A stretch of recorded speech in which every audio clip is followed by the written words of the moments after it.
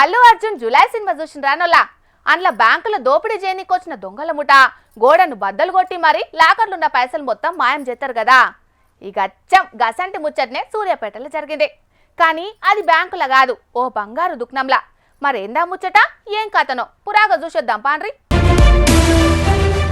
అబ్బరే బిడ్డ, చూసిండ్రు కదా మొత్తం గోడనెట్లా బద్దలు కొట్టిండ్రో. ఒక మనిషి లోపలికి సొచ్చేంత పెద్ద బొక్క పెట్టిండ్రు గోడకి. ఇదొక్కటే కాదు, దుక్నం షట్టర్లను సుతం గ్యాస్ వెల్డర్లతోటి కటింగ్ చేసిండ్రు దొంగోళ్ళు. మరి దుక్నంలున్న బంగారాన్ని మాయం చేయాలంటే దొంగలు గిసొంటి రిస్కులు చేయాల్సిందే కదా. సూర్యాపేటలున్న సాయి సంతోషి అనే గీ బంగారు దుక్నంలా అర్ధమరాత్రి పూట చోరీకి ప్లాన్ చేసిండ్రు దొంగోళ్ళు. ఇక బాత్రూం గోడకెంచి లోపలికి ఓవచ్చనే పక్కా ప్లాన్ తోని చోరీ చేసిండ్రంటే గీదేదో అండ్లున్నోళ్ళ పనితనమేనన్నా కావాలే, లేకపోతే దొంగలకు అండ్ల పనిచేసేటోళ్లే ఏదన్నా ఉప్పందించన్నా ఉండాలే.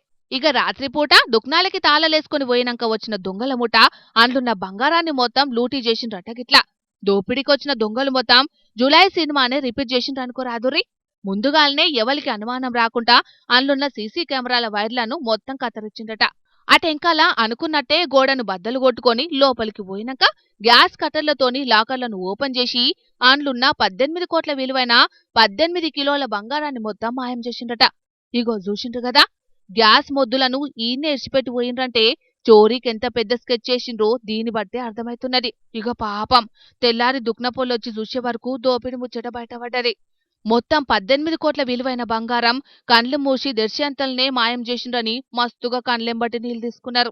ఇక ఈ ముచ్చట మీద పోలీసులకు కంప్లైంట్ చేసే వరకు ఆలొచ్చి కేసు బుకింగ్ చేసుకుని దొంగలను పట్టుకునే పనిలబడ్డారు. చూడాల మరి గీ చోరీ చేసిన దొంగలను పోలీసులు పట్టుకొని బంగారాన్ని రికవరీ చేస్తారో లేదో గాని. చూసింది కదా పబ్లిక్ దొంగలెట్లా రెచ్చిపోతున్నారో.